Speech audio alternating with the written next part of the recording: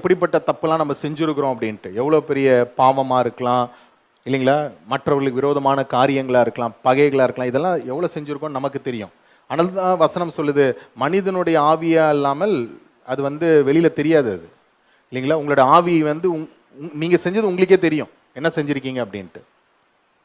அப்போது அப்படிப்பட்ட நம்மையும் தேவன் என்ன செஞ்சிருக்கிறாரு, மன்னித்து ஏற்றுக்கொண்டிருக்கிறார்.